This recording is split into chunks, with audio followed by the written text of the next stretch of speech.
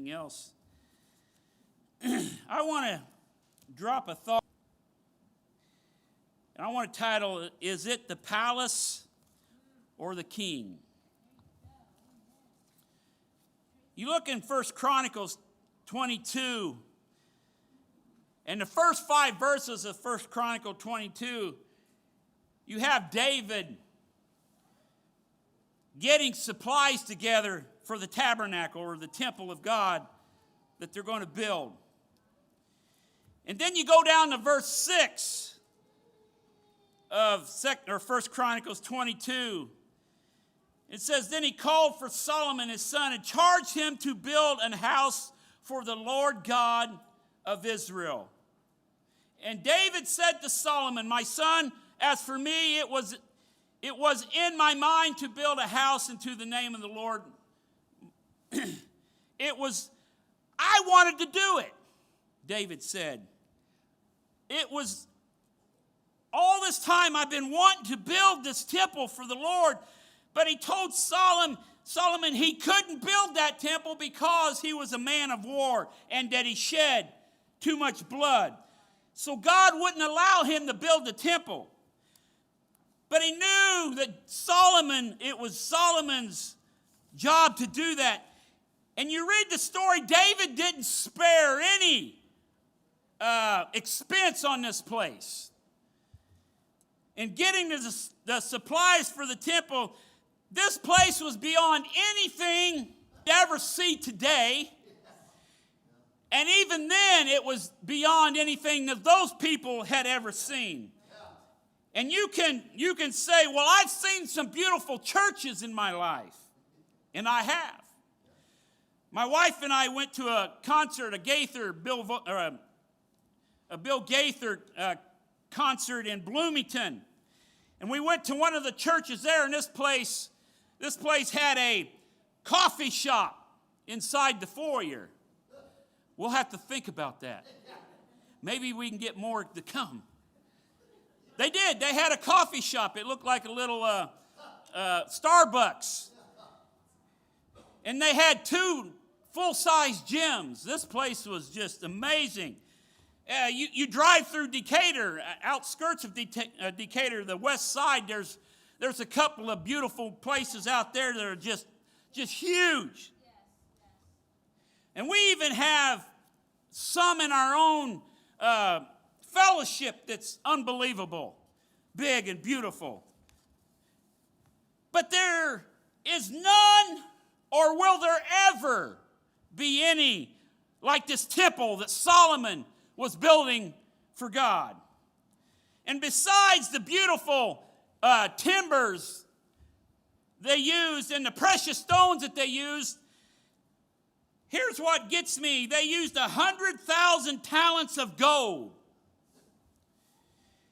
And my Bible says that's about 120 million ounces, or 3,750 tons of gold. And 1,000 or million talents of silver, about 1.2 billion, or 37,500 tons of silver.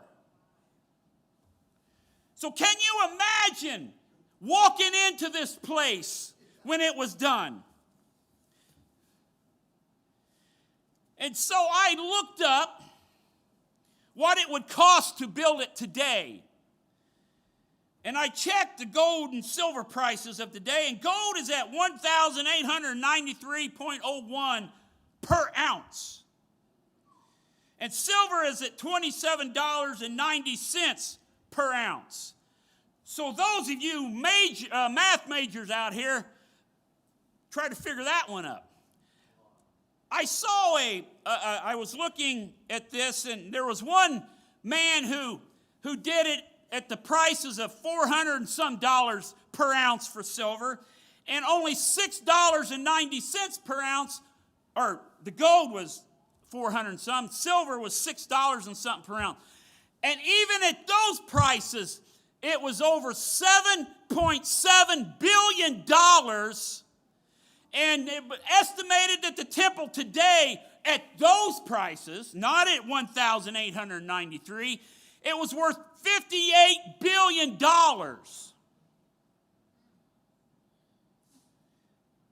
So you figure out of 1893-01, it's going to be well over $58 billion just in the gold.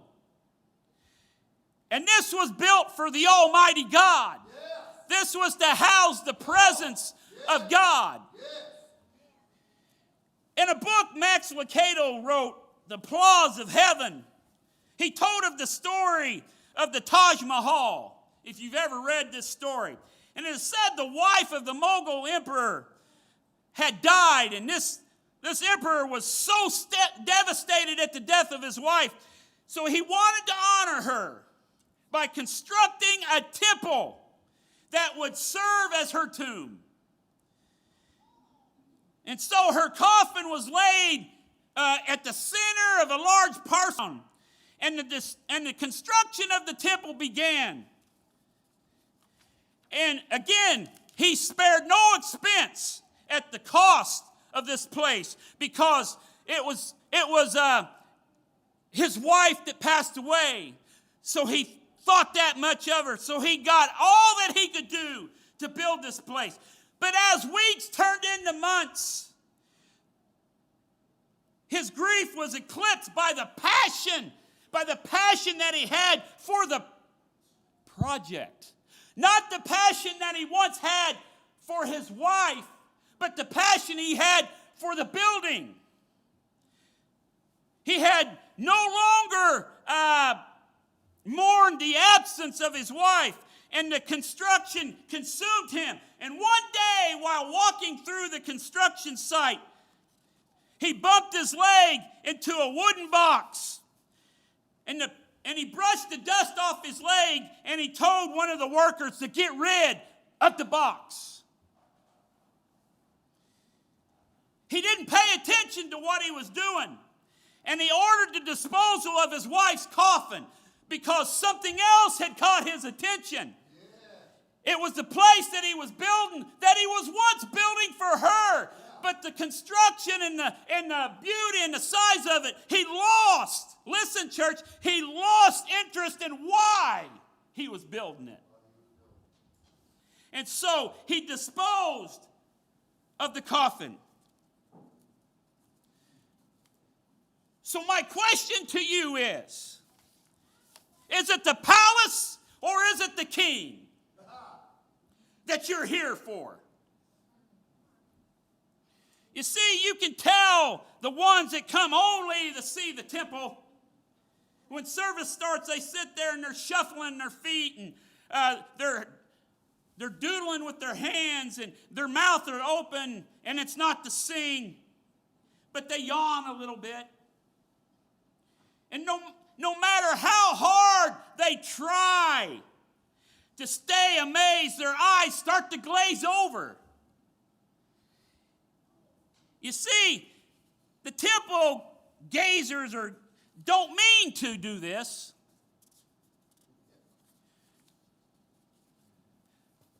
They love their church. They love the pastor. They don't mean to grow stale.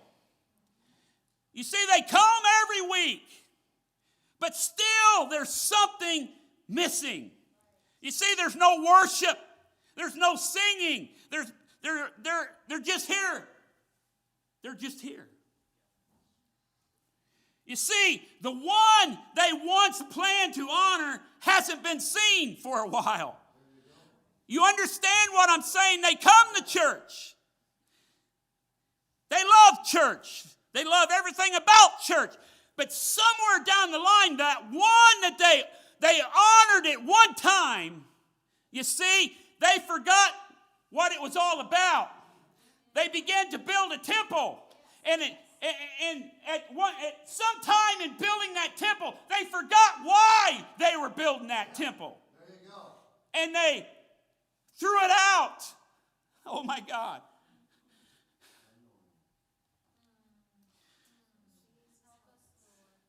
And so that one that they plan to honor, they've not seen him for quite a while. But then there's the ones who have come to see the king. You see, they walk through the doors and service starts and they are worshiping. Their hands raised, giving everything they got to the king. And it doesn't matter who else is or isn't worshiping. It doesn't matter if there's music playing or no music playing. They are here to see the king. You see, they remember why they come. They remember why they are building the temple. They don't forget that thing that they're building it for. They remember why they built it. And they come to see that person. They come to see that king. And they walk through the doors and it's automatic. They begin, oh my, and they begin to worship because the king, see the king. Those that are here to see the king, you can read about them in Psalms 42, 1 through 2. It says, as the hart panteth after the water brooks, so panteth my soul after thee. My soul thirsteth for God, for the living God. When shall I come and appear before him? When was the last time, church, you saw the king? You go to Psalms 61. Listen to this. This is those that come to serve the king. Oh God, thou art my God. Early will I seek thee. My soul thirsteth for thee in a dry, or my flesh longeth for thee in a dry and thirsty land where there is no water. Are you catching on what the ones who want to see the king? Oh God, my God. They want to seek, they long for Jesus. You look in Psalms 84, 2. My soul longeth, yea, even fainteth for the courts of the Lord. My heart, my flesh crieth out for the living God. That's what it's all about. If you're searching, if you're seeking the king, your soul will long for that. Your soul is thirsty to see the king. Your soul is wanting to do whatever it can to feel the presence of the king. I'm not here for the palace, even though the palace is beautiful.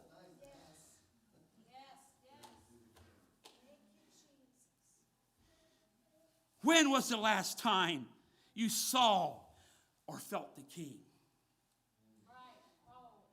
If it's been a while, you've let things of this world distract you.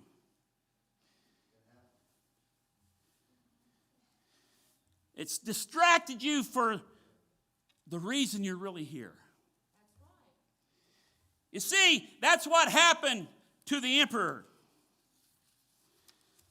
He built it for his wife, but all the distractions and all the things he was doing to build this magnificent place distracted him from the real reason why he was building it. You see, that happens to us, church.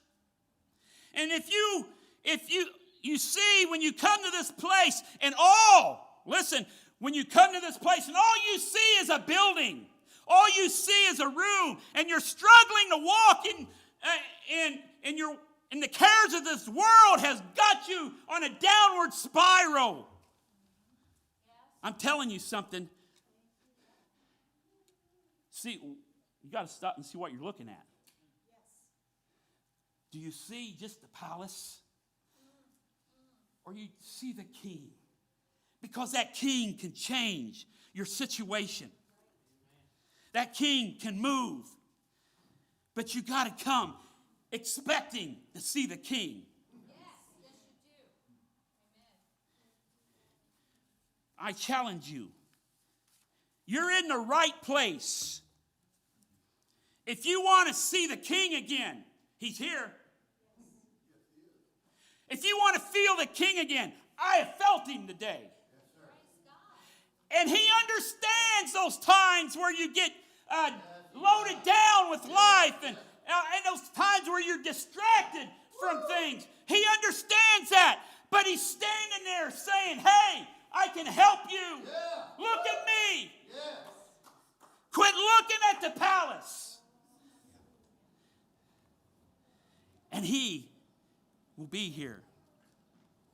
I said it Wednesday night. It's not going to last very long. But this gets me. So here's the formula. If all you see is a palace. Let's stand. Here's what you must do.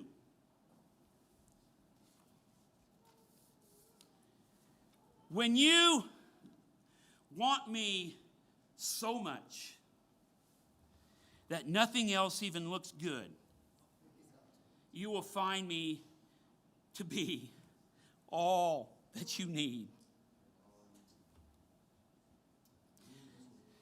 You see, when the anticipation of me, listen to this, when the anticipation of me ruins your desire for all other things. Listen, it says, then, the king says, then I will be found and you will be satisfied. You see, that's the theme of the ones who see the king. They want him so much that nothing else in this world looks good. They anticipate him, the anticipation of seeing the king ruins their desire for anything else. And God says, when you get to that point, I will be there. And you will be satisfied. So again, my question is to you, what do you see?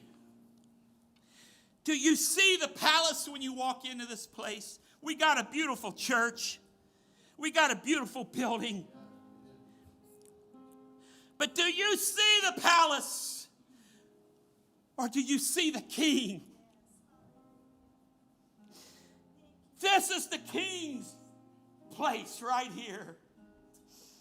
And when we walk into his place, we ought to be able to feel him. But if you can't, that's all right, because all you have to do is lift your hands. You don't have to come down front, but I invite you to come down front. But God, wherever the heart's crying out, God will meet you there.